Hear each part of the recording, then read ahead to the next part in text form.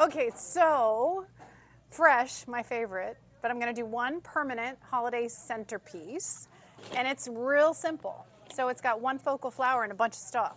So I love these, but this pine cone is a little bit big and I don't want it, so I'm just going to rip it out, or I'm going to cut it out. And then, of course, I would use it in something else right away so it doesn't end up in that box that's underneath my table. So I'm going to, my poor dilapidated wire cutters. So I'm just going to cut out these pine cones. Because this is in a gold compote. I think these are on special, 12 something, instead regularly 18 whatever, and they're 12 something. So I have some enhanced Spanish moss, and I'm going to cover my my dry foam with some enhanced Spanish moss. Okay, and then I'm going to start with these. And I'm all about simplicity. So if I can bend this and stick it in the foam, I'm going to do it. But just to make sure it sticks real well. And if I was doing this for in the shop, I'd actually be working with a glue pan to my right or left just to make sure it stays in there. Okay. So this is going to be sort of a freestyle piece.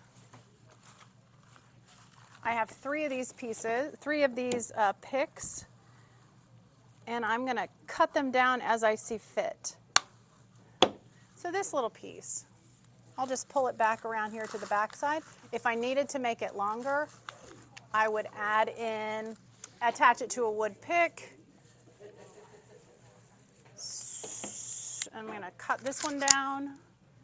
But basically, this is going to have 1, 2, 3, 4, 5, 6, 7, 8, 9 stems. But if you're strategic about the 9 stems that you use,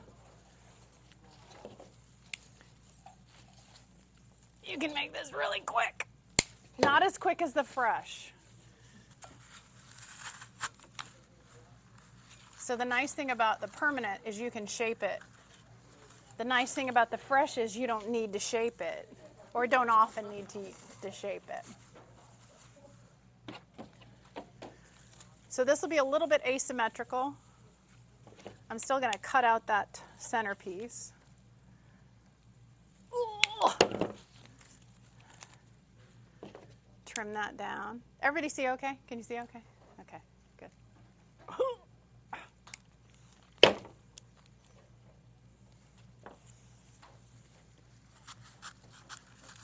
So this will be, I'm going to design it towards you. But the berries and everything are already on there, and I'll flip it around so I can see what the heck I'm doing every now and then. A Lazy Susan, yes. I have not designed on a Lazy Susan. I'm going to go ahead and add in my gold berries. So I strategically chose a container that had more of a really like 24 karat gold, burnished gold look because of the berries and the magnolia that I'm using.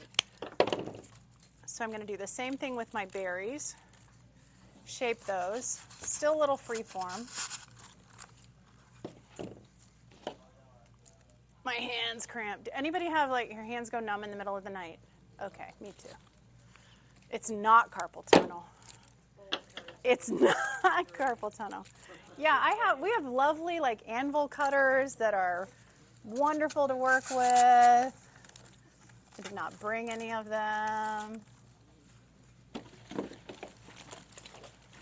So this is going to be really super quick. Anytime you can do super quick is good.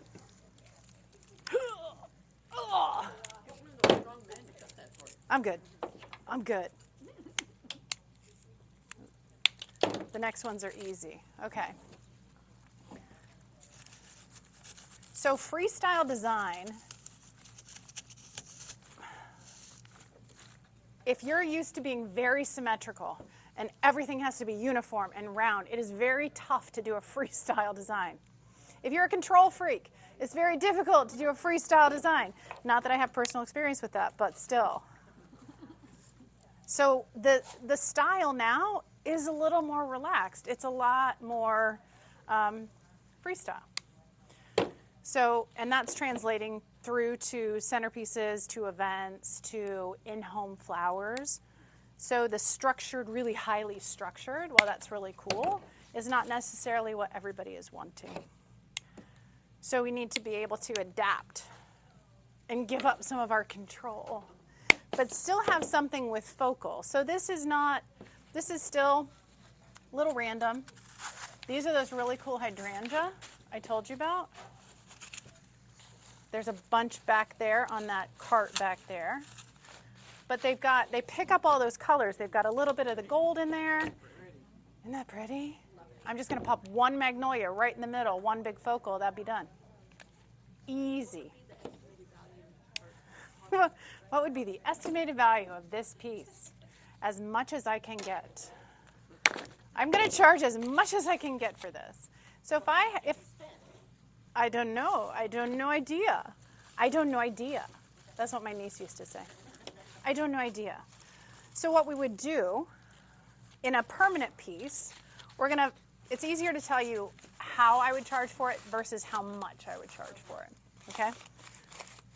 So I'm going to take all the components that I have in here, whatever your markup is on permanent. So like if you normally do like a 10 to 20 or 30, whatever percent on fresh, typically silk is a little more labor intensive. So whatever that is. So let's say your margin, your markup on your margin, your labor on your permanent designs is 30%, hypothetically, okay? So what I would do is I would calculate everything in this. So these are on sale for, let's round up to $13, right? This container. So I've got my container, my foam. I know they're normally $18, but they're on sale today. So I would take the container, the 3 picks, the 2 hydrangea, the 3 berry picks, the magnolia, sum total all that up. I'm going to take that total and divide by, here's where I'm going to lose and everybody's going to glaze over. I'm going to divide by the reciprocal of my labor. What?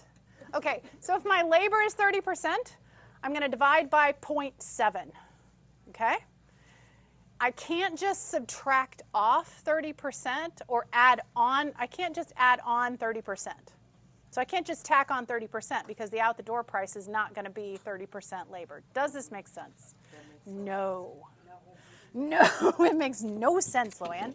Okay, so if I had a $10 arrangement, or I had $10, let's say this was $10, and I want 30% of my selling price to be labor, I can't just tack on $3 and sell this for $13 because my labor does not equal 30% in that scenario. I can't tack it on. It's less than 30%. To get my out-the-door price, I take all the components in there and I divide by 0.7, which makes my out-the-door price 30% labor. Don't ask me why it works. It works. So what does that make it then?